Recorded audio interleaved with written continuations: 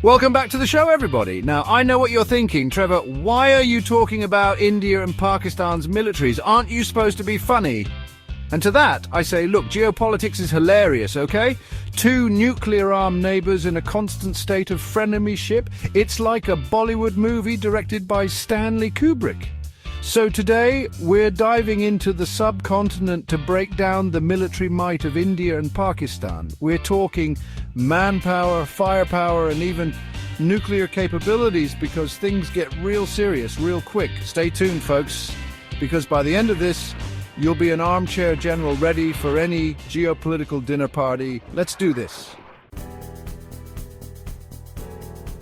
First, let's talk about the backbone of any military, its personnel strength. India has 1.4 million active soldiers and 1.2 million reserve personnel.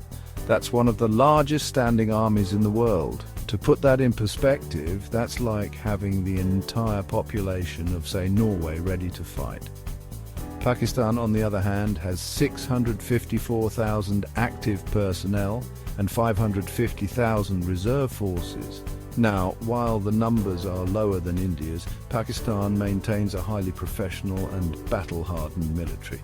They've got experience, folks, and in this game, experience counts for a lot. So, round one goes to India in terms of sheer numbers, but Pakistan's not backing down, not by a long shot. Now, let's take a look at the strength of tanks, artillery, and armoured vehicles in both armies. India has over 4,600 tanks, including the powerful T-90 Bhishma, T-72, and the indigenous Arjun, along with 8,000 plus armoured fighting vehicles. India's land forces are equipped for large-scale combat. Pakistan has around 3,742 tanks, mainly consisting of the Al-Khalid and Al-Zara tanks. They also have around 1,600 plus armoured personnel carriers and 4,400 plus artillery guns. It's a classic matchup of brawn versus agility. A strong air force is crucial for any modern military. Let's compare the air power of both nations. India operates over 2,000 aircraft, including advanced fighters like the Su-30 MKI, Mirage 2000, Rafale, and the indigenous Shal Tejas. That's a lot of firepower in the sky.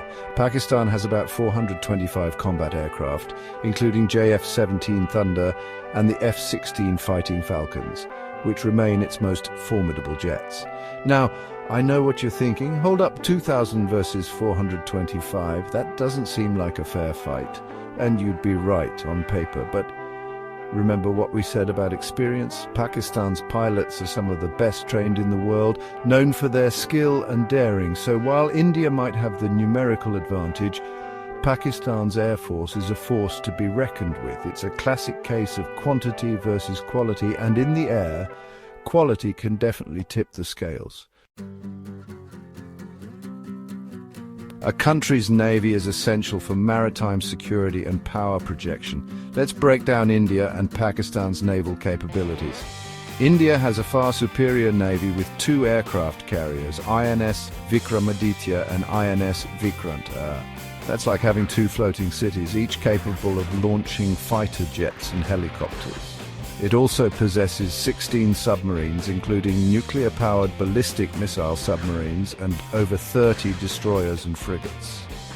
Pakistan, in contrast, has a much smaller navy with 8 submarines, 10 frigates and several patrol boats. Now, I know what you're thinking. Trevor, is this even a fair comparison anymore? And to that, I say, look, size isn't everything. Pakistan's navy, while smaller, is still a capable force, especially in its own backyard. They're like the scrappy underdog in a sea shanty, ready to defend their home waters with everything they've got. So, while India has the edge, Pakistan's navy is no pushover. The nuclear option, a sobering reality. This is where things get very serious. Both India and Pakistan are nuclear-armed nations, making their military balance a highly sensitive issue. India has between 130 to 140 nuclear warheads and follows a no-first-use policy. meaning it will only use nuclear weapons in retaliation. Pakistan has around 140 to 150 nuclear warheads and follows a first-use policy, which means it could launch a nuclear strike if it perceives an existential threat. This is a stark reminder of the high stakes involved in any conflict between these two nations. It's a sobering thought and one that should give everyone pause. Show me the money, defense budget and spending. The budget is what fuels all military operations and modernizations. India spends approximately $58 billion on its defense, making it the third largest military spender in the world.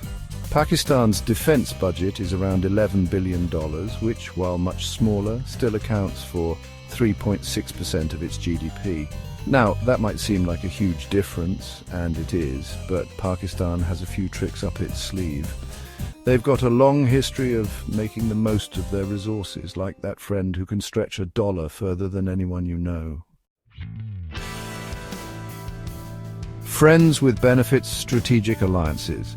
Military strength is not just about numbers, it's also about alliances and strategic partnerships. India has strong military ties with Russia, the US, and members of the Quad Alliance, Japan, Australia, and the US. Pakistan maintains close ties with China and also has defense agreements with Turkey and Middle Eastern nations. These alliances add another layer of complexity to the India-Pakistan equation. It's not just a one-on-one match anymore, it's a geopolitical chess game with multiple players, each with their own agendas and strategies. And trust me folks, this game is far from over. Outro, the future of a rivalry. So who has the stronger military? The answer is India has a clear numerical and technological advantage in all three domains, land, air and sea. However, Pakistan's military remains highly professional and combat experienced, making any conflict between the two nations highly unpredictable. At the end of the day, military strength should serve as a deterrent to war, not a means to escalate tensions. Peace and stability in the region are far more important than any battle of firepower. What are your thoughts on this military comparison? Let us know in the comments below. Don't forget to like, share and subscribe for more in-depth military analyses. Hit the bell icon so you never miss an update. Thanks for watching and see you in the next video.